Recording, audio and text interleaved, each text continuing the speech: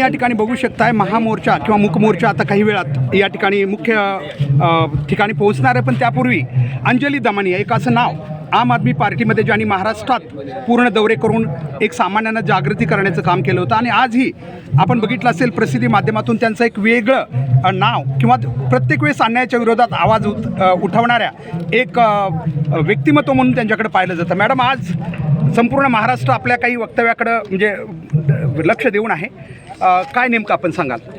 सगळे जणांना फक्त विनंती आहे, हो ठीक आहे, थोडंसं एक तर आताच्या घटनेला लोकांना जनसामान्यांना एक गोष्ट समजून घ्यायला पाहिजे की ते जे राजकारण्यांना डोक्यावर बसवतात ते पहिलं बंद करा।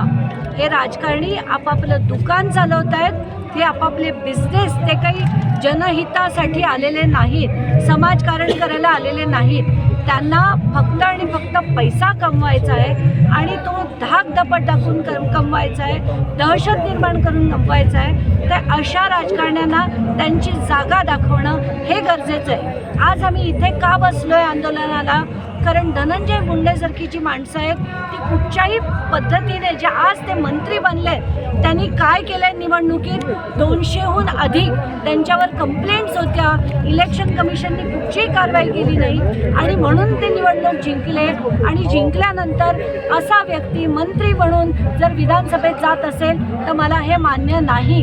अशा गंभीर गुन्हे असलेल्या माणसाला जो पाठीशी घालतो तो मला मंत्री म्हणून चालणार नाही। जोपर्यंत राजीनामा होणार नाही आम्ही इथे ठिया देऊन बसतो।